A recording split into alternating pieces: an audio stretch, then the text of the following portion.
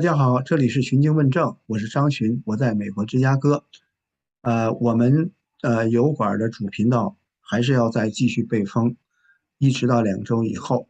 我们现在呢是在我们的油管第2频道和油管的有台有频道自由美利坚小夏的这个频道以及我们在兰博的频道上面进行直播或者是播放视频，大家。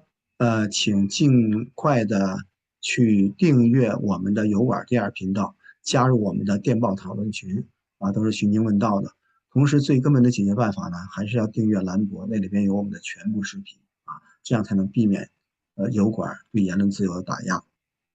好，那今天回到正题，大家知道中期选举呢，现在目前民共两党的这个初选已经基本结束了，还有一个小部分就是下周2，我们还会给大家提前来讲。现在离11月8号最终的决战呢，已经不到9周了那此次选举的意义，我们重复了多次，我们也不用再重复了。现在挽救美国刻不容缓而挽救美国呢是个过程，中期选举是这个过程中重要的一部分。我们要积极的参与，这是我们一直在强调的。我们询经问政呢，我们会在现在到11月8日之间，我们详细的介绍最终对决的一些主要共和党候选人，分析选举形势，另外也给大家提供这个捐款信息，因为大家知道现在你把捐款捐给共和党委员会，大家都不是很信任，他们很多把这个钱拿来给 Rhino 花，对不对？好，那今天呢，我们就来做我们计划中的一部分。我们今天要推荐一个极其特殊的一个候选人，因为呢，他是共和党候选人，他却被共和党全国委员会所抛弃，不给他1分钱选举经费，全靠他自己筹款。而这个人呢，他是加利福尼亚的，他在加利福尼亚这么一个深蓝州，在自己的一个深蓝选区。而且选举的时候，大家知道加利福尼亚初选是不分共和党、民主党，大家都混在一起。最后前2名出现，在11月8号再次对决。他不仅在跟共和党的初选，而且在整个与民主党这样一个混合式的初选的情况下，他居然出现了。虽然还落后第1位，但是他作为第2名出现了。所以呢，这个人我认为是值得支持的。但你为什么要支持他呢？他的选区有多重要？他获胜的可能性有多大？这样吧，我请大家来看我的采访视频，自己来得到这个答案吧。Joining me, Mr. Mike Cargile, Republican candidate of the 35th Congressional District of California. Hi, Mike. Welcome to Easy Media. Thank you so much for having me. It's an honor and a pleasure. Yeah, thanks for joining me. First, congratulations for winning the primary of your district and advancing to the general election in November. I did a little bit study in your district. I understand you are still trailing your opponent, the Democratic incumbent, Norma Torres, right? I understand it's an uphill battle for you. So why did you decide to join the fight for the U.S. House Representative? Well, years ago, I was a young Army officer, and I swore an oath to defend the Constitution of the United States against all enemies, foreign and domestic, so help me God. And as a warrior, I saw this as my time to rejoin the battle, but not on the front lines carrying a rifle, but this time in the political sphere. So I have used my skill set. I'm a filmmaker, a Christian filmmaker. So I brought that into this race, and it's been quite one of the greatest adventures of my life, getting into politics and combating people who are trying to destroy my country. That's great. I see in your constituency, almost 70% of the population is Hispanic. And your rival, she is a Latina born in Guatemala. In fact, you are, I think, the minority candidate in your district. So what's your strategy to defeat your opponent and win the election? How do you connect with those Hispanic communities and voters? Well, see, this is one of the greatest secrets that's about to become an open secret. The Latino population, a lot like the Asian population, is inherently conservative. Yes. They have conservative values when it comes to their family and their religion. They're hardworking. They want to reap the benefits of that work. They want opportunity in education and in the workplace. There is no difference in the white, the black, the Hispanic, the Asian when it comes to values. So I took my whole campaign, removed political parties. I have to put it on the ballot because you have to be registered with one of the two main ones. But I am actually running as an independent Republican. And I've centered the whole campaign on values. I am pro-God, pro-family, pro-life, pro-jobs, pro-police, and in all other areas, America first. We must take care of our own before we reach out around the world and try and help other people. So with those values in place, I'm able to have a conversation across party lines, across cultural lines, because these are the things that unite us.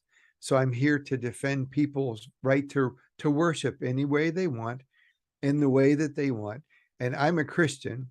Yeah. And as a Christian, it's really important for people to understand this, that our founders created these wonderful documents, our Declaration of Independence and our Constitution, with one thing in mind, that we were all created, which means you have to have a creator in place to be created, but we were all created equal, which means in front of God, we're all the same.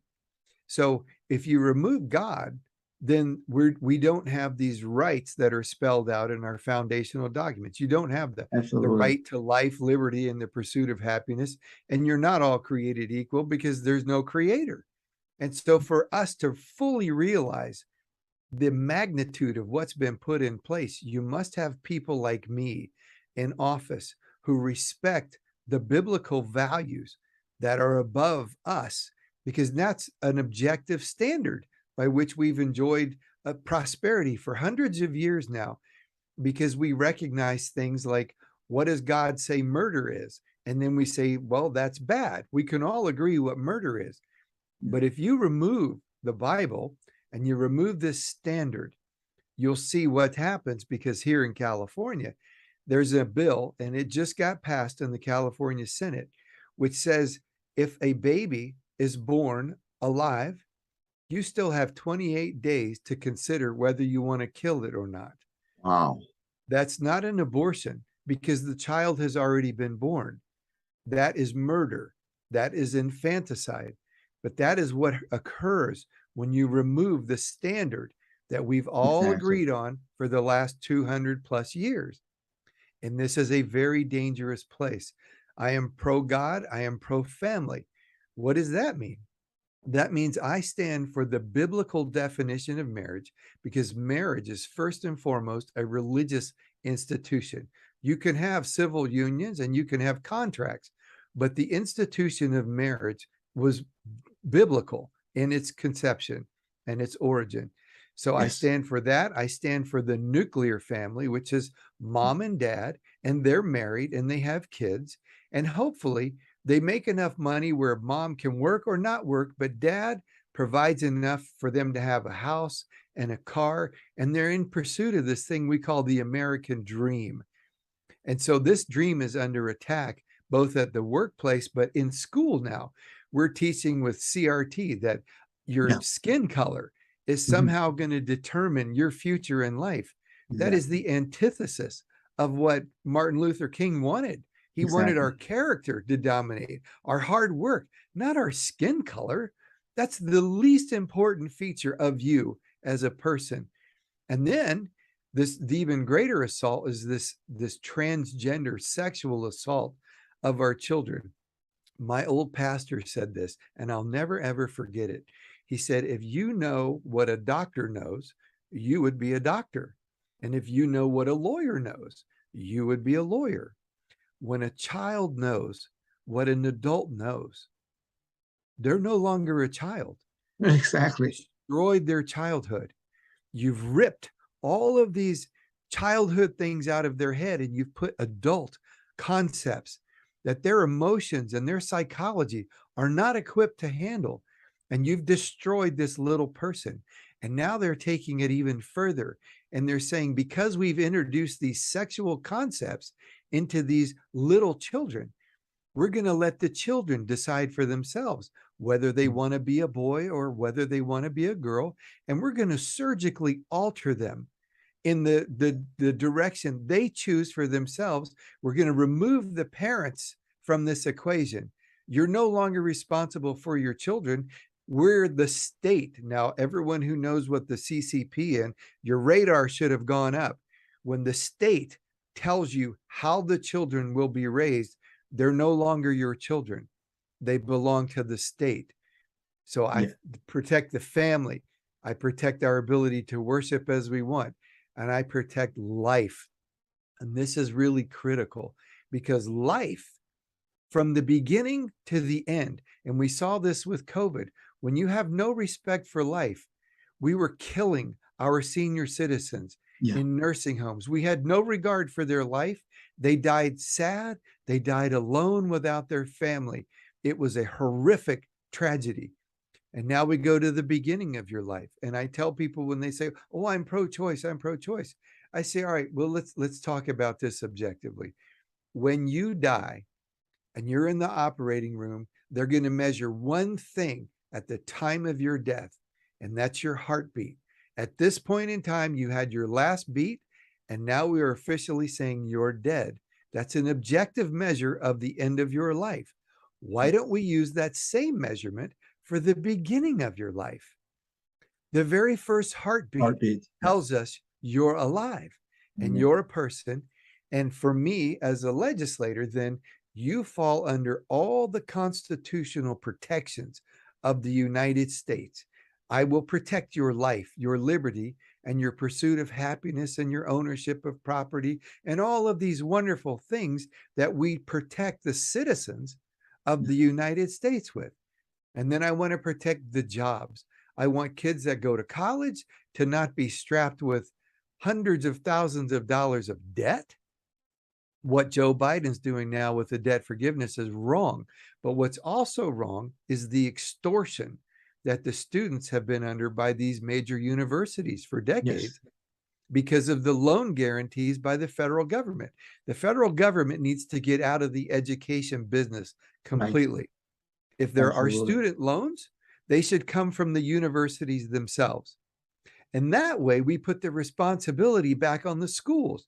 Are you going to offer worthless degrees to people who can't pay you back? No, they're going to offer degrees that will provide meaningful employment later so that you can pay the school back the loan. But there's a large segment of people who are not bound for college. They do not function well in an academic environment. We have one of those, a friend of our family's.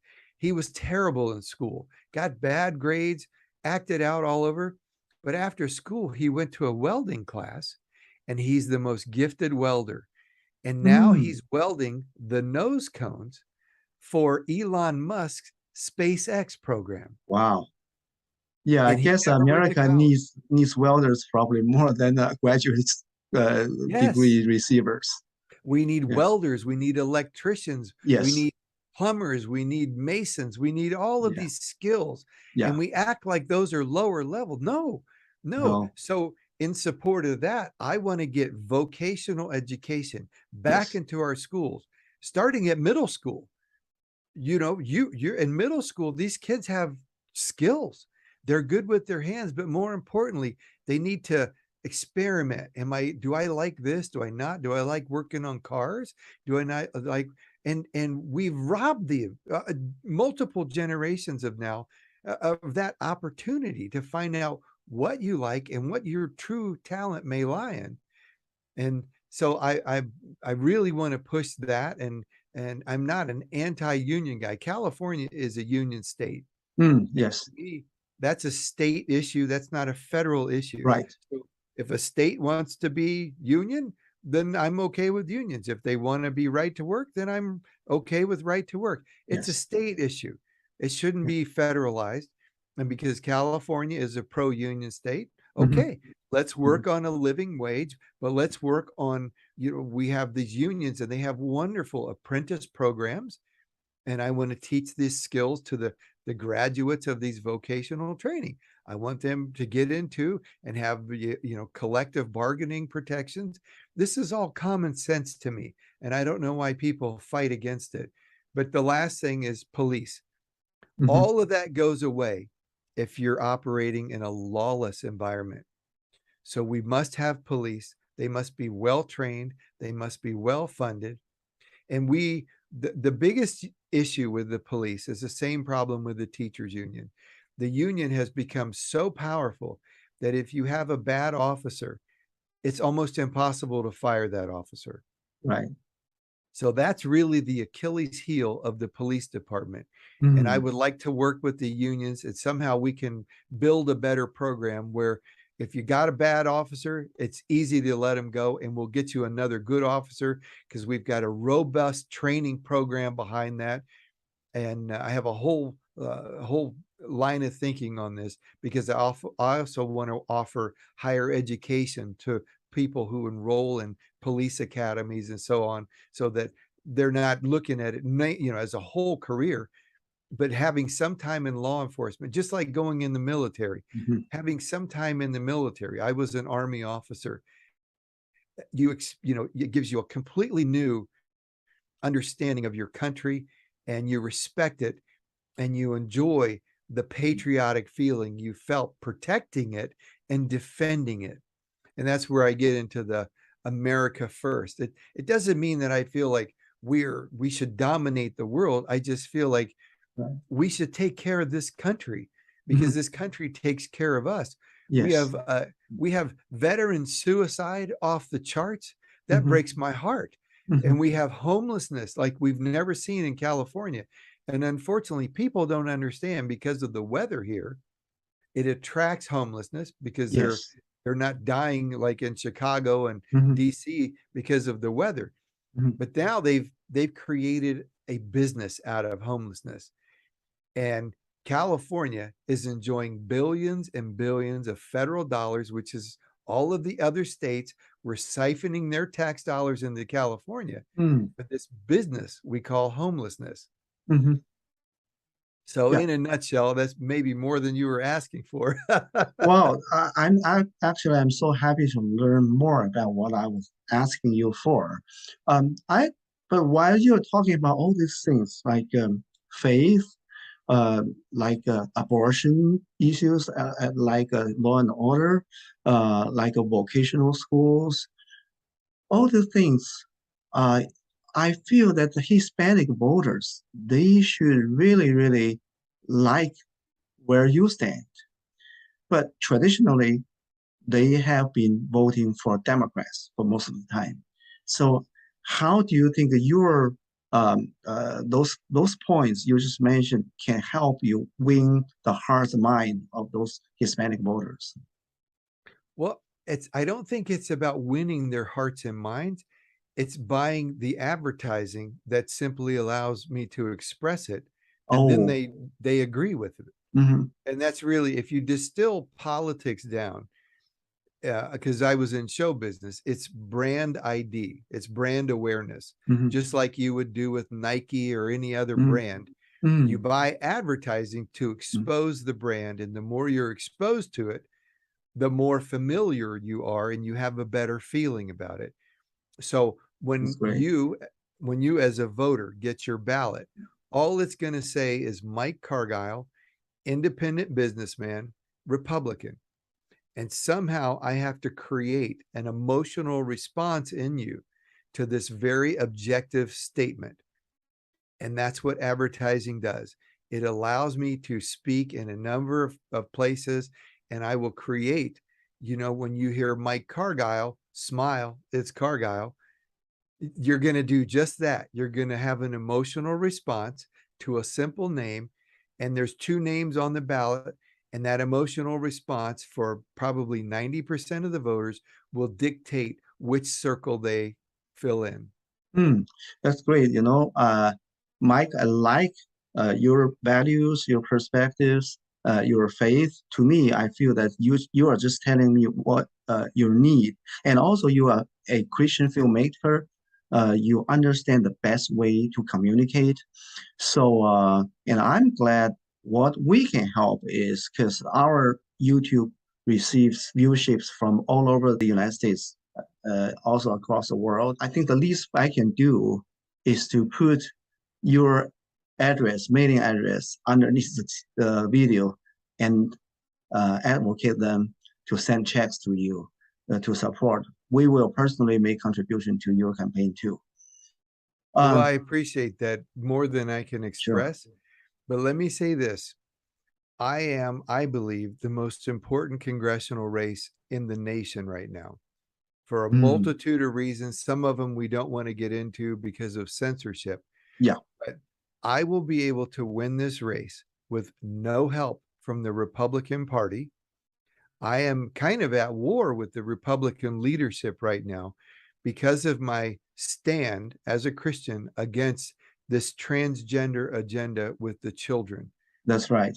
Yes. And so I am the only candidate in the United States who has been unendorsed, meaning they removed my endorsement because I'm too conservative. What makes this race really unique is my opponent. We haven't talked about Norma Torres.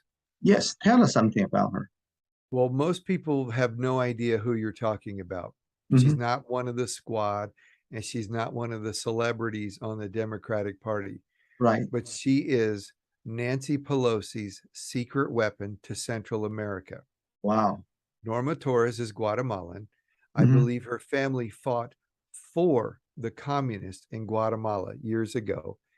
And she has been an open borders advocate or proponent or supporter for years and years, meaning she has been the one holding the border open so that the human trafficking can occur.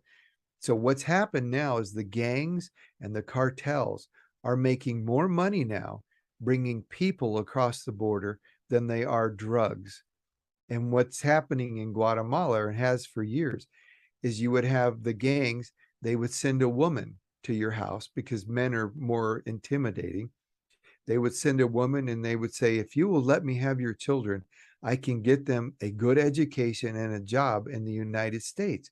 If you'll let me take them north, because, their society is decimated by civil war and all. Yeah. So they give them their children. They're raped, they're molested all the way up to the border. And then they're given out, and they relax under Joe Biden, they relax the standards for acquiring one of these children. And so we don't know where the children went. The cartels know exactly where the children went, but they've been sexually abused. And then someone shows up and says, you're going to come with me now. I'm your uncle, right? And if you say no, they go, I know where your family lives and you're coming with me. And so the children and the women are put into sex trade, or they're put into forced labor. And please do not doubt me on this. I believe there are more slaves now operating in the United States than there were before the Civil War. Wow. Just people have a blind eye to it because they're not picking cotton. They're actually on the street corner, or it's that little kid working in a poultry factory or a marijuana place in the Los Angeles forest. But this is happening, and it's happening on an enormous scale. And my opponent, Norma Torres, is the one holding the border open for this to occur. And I can prove that because last year, the Biden administration wanted to offer reparations to people who had been separated at the border from their children during the Trump administration. Do you remember this? They wanted to offer up to $500,000 a person for reparations. 400,000 something. Exactly. Almost $500,000. Yeah. But what you're not told is most of the people that were trafficked during that time period were from Guatemala, where my opponent has been operating for years. And so what would happen is they would say, oh, we're providing reparations. It would never go to the person. It would go to the gang that brought that person here. So the United States was going to fund the cartels, MS-13, all these gangs, using our money, and we were going to go through the people, right? And we were going to continue to fund these activities. And it's even worse, because you may know the name George Soros. I do. Yep. So George Soros is a Hungarian Nazi, and his goal in life is to destroy the United States. Yes. All of these bad district attorneys. Yes. Yeah, absolutely. But if you look at Baltimore, if you look at Los Angeles, all these bad district attorneys were all put into office by George Soros's money. Yes. Yes. He is working to destroy Central America. Yes. With the help of my opponent, Norma Torres. That's right. He is helping him divert one of the biggest allies we have in Central America is El Salvador. And they have a new president. He is a great man, and he's really fighting hard against the gangs. And Norma, with George Soros, is trying to undermine him by taking U.S. aid, which should be going to his administration, and it's going to these communist nonprofits. And they're fighting against this democratically elected leader. And this makes her probably one of the most dangerous congressional leaders in Congress. And so my race is not just a congressional race. This is an international race. Yes. Which has a global consequence because of what's occurring at our central border with our neighbors to the south. And people ask me about immigration, and I say, listen, Trump's wall is great. It's a great idea. But in reality, if we really wanted to have the best security measure we could ever have at our southern border, it would be to help Mexico and Central America become safe and prosperous. And then nobody wants to leave their home. If they're providing for their family, they're not, storming the gates to get into the United States. And that would make this the safest place and the safest time we've ever had if we would actually, as the Bible says, treat each other the way you want to be treated, or love your neighbor as yourself. That should be our attitude towards our neighbors to the south. Yes, yes, absolutely. I also noticed there is a like about 10% population in your constituency are Asians. A lot of them are Chinese, of course. So how well do you understand them and their needs? And what would you do for them if you get elected? Well, the wonderful news there is it's more than 10%. Oh, according to the new census data of the census that was conducted last year, my district is 60% Latino, 18% white, and 16% Asian. Wow. So it's grown, and that's primarily because there's a couple key areas in Eastvale and Ontario where the Asian community is really growing. My wife is half Taiwanese. Oh, wow. Yes. I love the Asian community. I love the Asian culture. And what I respect most, because my kids were swimmers, and probably 90% of our swim team were Asians, primarily Chinese. Wow. And they had their moms, we call them tiger moms. Yes. That's right. We call them tiger moms. Yes. And they would never, they didn't tolerate anything less than the hard work it would take to become successful in the United States. You're in the books, and if you're not in the books, you're swimming, and if you're out of the water, you're back in the books.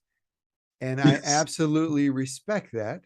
And I want to provide. And then we had this thing, it was called Prop 16, which was based on this critical race theory idea of, well, we can't have too many Asians in our universities because, they're so great at math and sciences. We have to allow people of other skin colors. And that's wrong. That's wrong. Yes. That's absolutely wrong. We have to reward the hard work. And when the tiger moms and their kids are putting in that hard work, how do you take that away from them?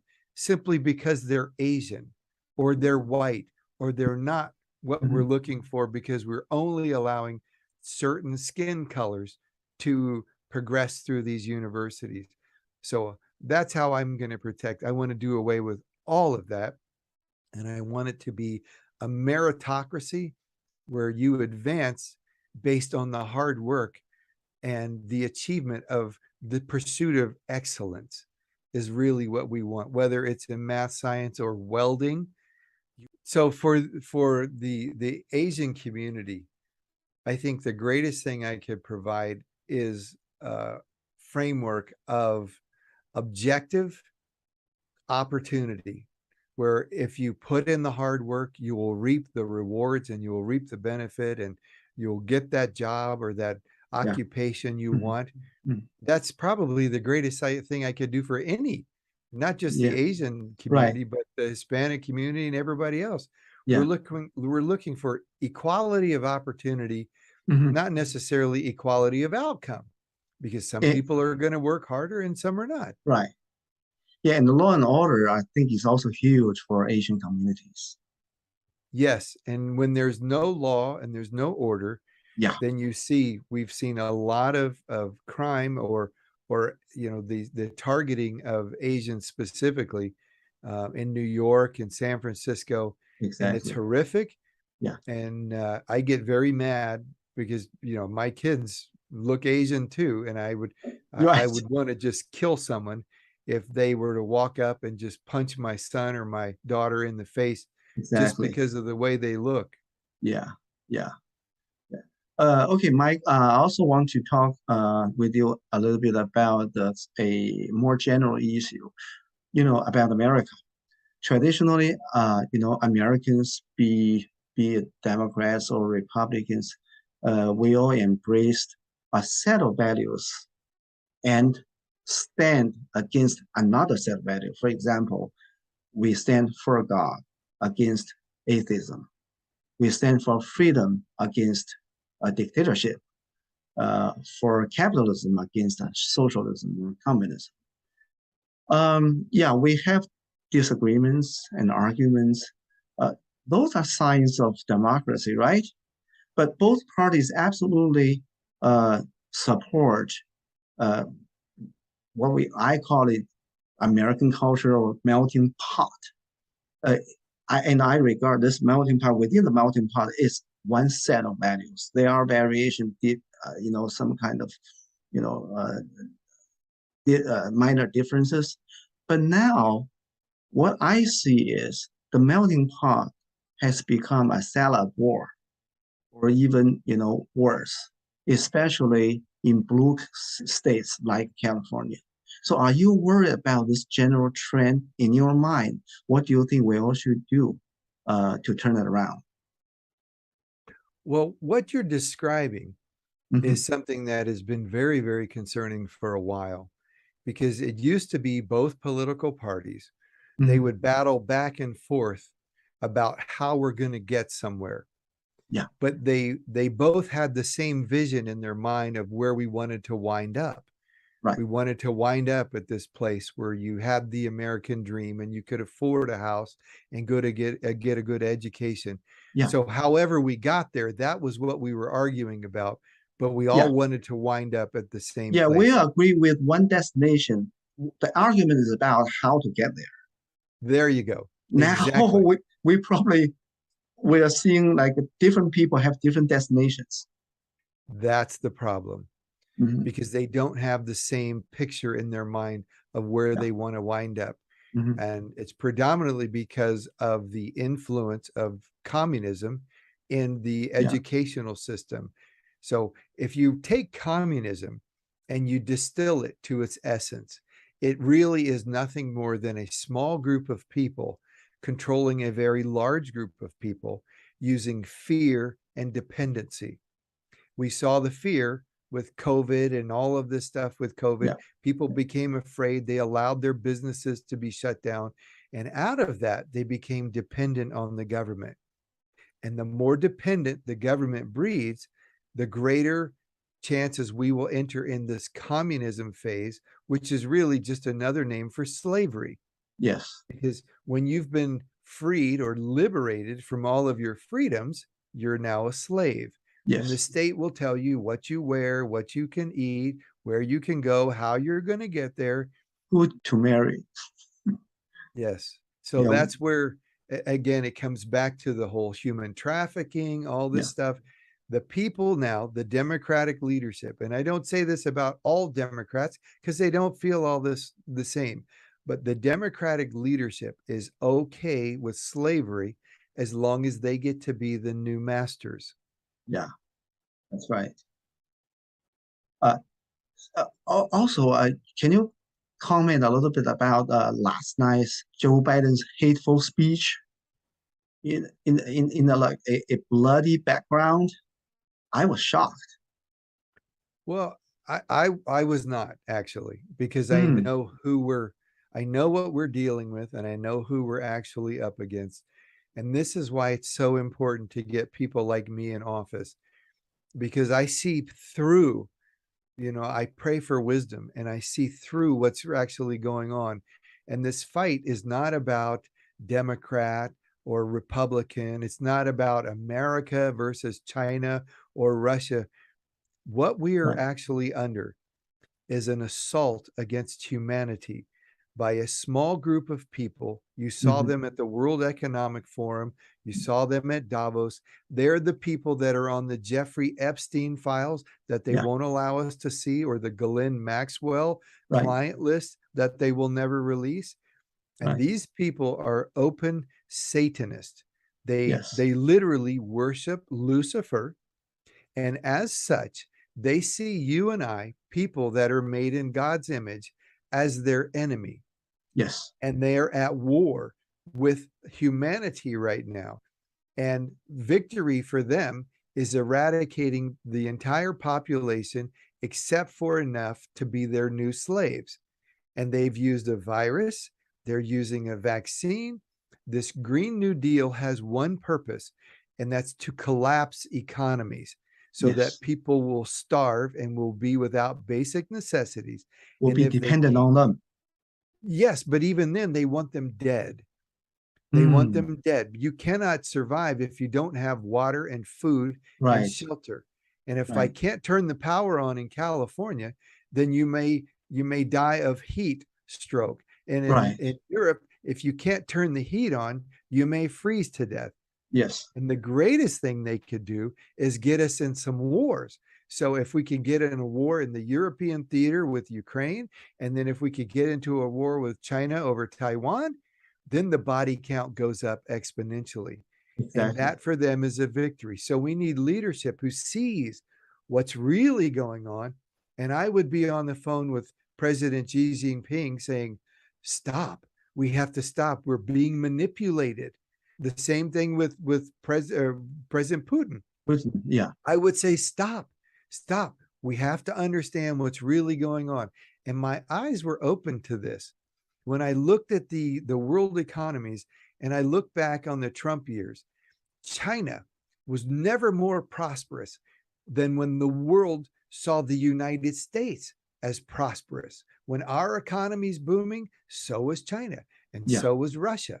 Mm-hmm. It all is tied together. So when the United States is big and flourishing, so is everybody else. So why would you want to collapse the United States, which is what the Green New Deal is? Yes, Because you want to yes. take down the world. Mm-hmm. That for Exactly. them, now you have to see our true opponent. Mm-hmm. And it is an evil, evil, dark opponent. And only the church in the United States and the church around the world is the only institution that can stand against this. And the church has never been weaker than it is right now. And that's why you see the evil prevailing everywhere. And it's going to Yeah. have to take the church, the pastors, godly men and women standing up for truth. They're talking about fight by our Christians, by churches. I've always seen this war is a spiritual war. And the left, they are not actually atheists. They are very religious. They are religious about their own religion, and they are launching the spiritual war. And that's how you see from the hateful speech of Biden.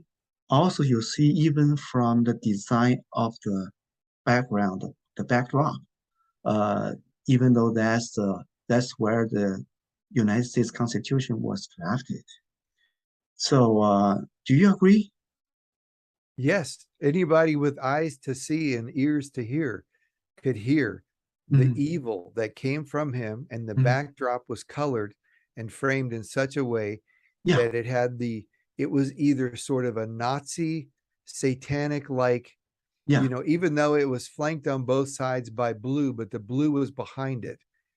And it can't be a political color because the color of the Democrats is blue.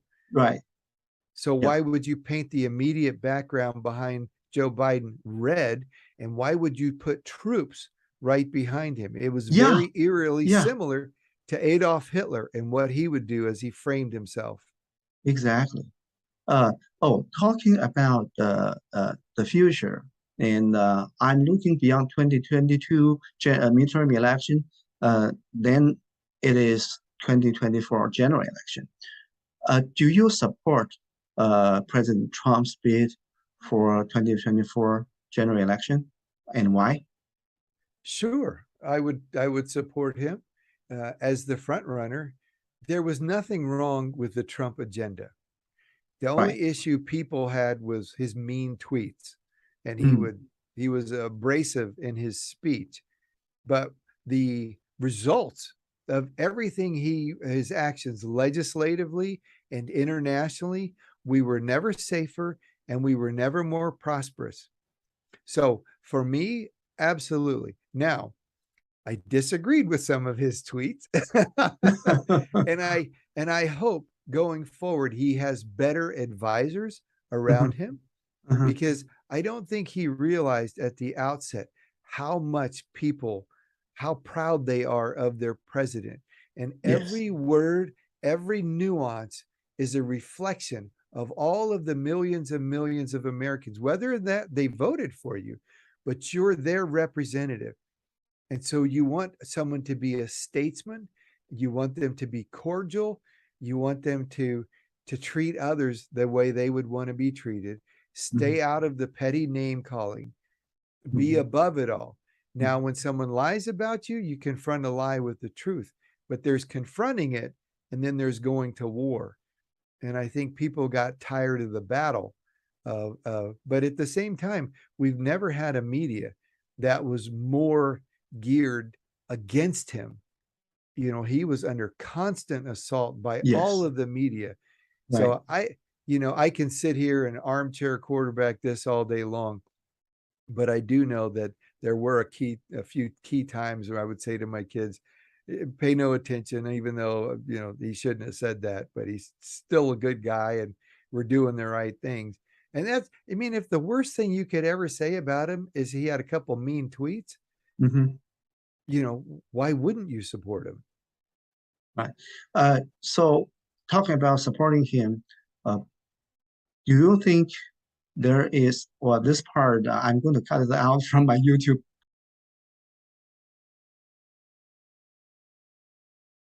Yeah, I think this is in general is making those many blue states, especially California, just a one-party ruling dictatorship. It's just like, and they can really do something.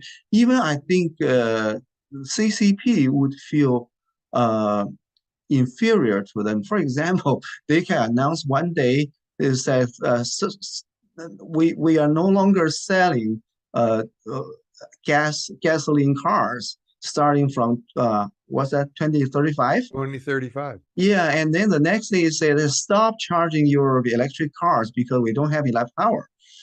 So this is a, well, I sometimes say if you call this a third world management, you are really humiliating third world management. Unless you see it for what it really is, and that is it's not about cars, it's not about electricity. They want to kill people. Wow. Because if you can't get in your car and you need emergency services, what are you going to do? Right. If you need food and you can't get to the grocery store, what are you going to do? So they're Exactly. collapsing transportation systems Yeah. and this war on crude oil. And people don't understand crude oil. Only I think about 13% of crude oil is actually used for fuel. Yes. The rest is used for rubber and Yeah. synthetics. Yeah. All of these things that Plastics. make our Yeah. life happen, plastics, Mhm. is all from crude oil. And Right. if you stop drilling and refining crude oil, you're collapsing the world into Yes. less than a third world state. Yes. Exactly. Exactly. Yeah. Way to go. Wow. So American patriots, Republicans, Christians. Yeah. We all need to unite and start fight with no time. We got 5 weeks for me because in Yes. California, the election doesn't begin in November. It starts October 10th. That's the day every person who's ever lived in California will get a ballot. And that's when the election starts. And for the next month, people will be mailing in, dropping off ballots. I have 5 weeks to get people to understand what's at stake and to vote for me, get me in office, so then I can really start to fight against this dark, dark evil that's plaguing the world. Yeah, well, great. I learned a lot from our conversations, and we'll try to help in whatever way possible. Mike, do you have anything to say also to our audience? Yes, California is the key. It really is. Think about California. I think it's the greatest state in the nation. From it, we have gotten computers, Yes. Silicon Valley, Right. you know, the food of the United States. 90% of the food comes from California's Central Valley because our weather, the soil is so amazing here. Anything grows. And we also have entertainment, you know, Hollywood and music and culture. Right. California is amazing, and its impact on the world is amazing, but it's also the originator of so much evil. You know, all of this stuff we're talking about, a lot of it also originated in California. And politically, the evil we all suffer under right now is all coming from California. Think about it. Where's Nancy Pelosi from? California. Where's Kevin McCarthy, the minority leader, from? California. Who's the tie-breaking vote in the Senate and the vice president of the United States? Kamala Harris. Yeah. California. Right. It's all California. Yeah. And I'm the most important race in California because I'm fighting both parties, getting zero support from any of them, but it's the values, the morals that will be embraced not only by the Latino culture, but the Asian culture. And when I win, it will be a small earthquake that will begin to break California apart. And California is the head of the snake. And if we can fix that, we cut the head off. Yeah. We save the nation. Amen. And if we save the United States, then Save the the world world. doesn't go dark. So in a way, that's what you're really asking. How do we fix it? You're looking at him. Wow, that's so powerful, Mike. Well, I'm so impressed with what you all said. Well, thank you so much, Mike, for your time and your thought and idea. I want to once again congratulate you on winning the primary, and all the best wishes for the general election in November. May God bless you, bless your family, and God bless California and America. Thank you so much. It's an honor and a pleasure to talk with you. Thank you. 麦克很谦卑，他是个敬虔的基督徒，而且他专门做带有基督教信仰为基础的这样传递这样价值观的这个影片制作。所以呢，他真的是我很令我佩服的人。因为还有一个，他从事这个传媒和影片制作呀，所以他非常了解沟通和说服之道。他是有很强的沟通能力和说服能力，而且他的选区像他讲的如此重要啊。那么也是一个我们要考虑的因素。另外呢，加州他能够在他的选区深蓝选区作为前2名，不分党派他能出现，说明呢他的初选胜利不仅是在共和党内部的胜利，也是包括在整个包括民主党在内整个选区的胜利，这也就证明他的实力。而且大家不要忘了哈，这个35选区让他讲的60%是西裔拉美裔的，16%的亚裔，只有18%是白人全美白人他的比例是占到60%到70%所以说呢，这是一个什么？我管它叫潜力股为什么潜力股？现在你看看我们现在看的这些价值观，西裔的这种拉美裔，他们需要工作，他们也很勤劳。那亚裔更不用讲，他们对社会治安的要求等等等等的，所以他们在未来我们会看到，不仅这次中期选举，未来的几十年之内，我相信都是亚裔和西裔大翻红、大反转的时代。他们未来我看上去呢，他们变成共和党的可能性要比黑人社区变成共和党的可能性，黑人社区选民变成共和党的可能性要高得多。所以呢，无论是从今天这次中期选举，还是未来的长期来看，这个趋势以及麦克本人的素质和能力，我觉得他都应该值得支持。目前他唯一需要的是资金，因为他懂传媒，他知道怎么去沟通，他也了解选民的心理。你只要给他资金，他能够做广告，他又会制作广告，所以他就会恰当的使用，他就会事半功倍的使用他的钱。那么我们全美的华人最能做的，我觉得除了支持他，来说服自己的亲戚朋友在他的选区内给他投票以外，最能做的就是捐款给他由于共和党全国委员会给他断供，所以他设置了独立的网站和独立的捐款账号。所以你看其他的候选人，我建议大家直接要寄手写的支票给他们，因为呢，他们的这个网上支付都被这个共和党全国委员会卡一刀截留了。但是 Mike Cargile 他的这个捐款网站不会被截留，所以大家呢直接捐款就方便很多。当然了，如果你希望寄支票给他，你请看我们视频下方的邮寄地址和联系电话。请大家多多的支持 Mike Cargile。今年我们国会翻红，不仅要在数量上，更要在质量上。我们希望支持更多的爱主的真正的右派，像 Mike Cargile 这样的基督徒和 MAGA 的候选人进入国会。最后我还要强调，我们今年的口号是防左反共除 Rhino， 求真靠主争自由。感谢大家收看，这里是寻经问政，我是张群，我在美国芝加哥，我们下次再见。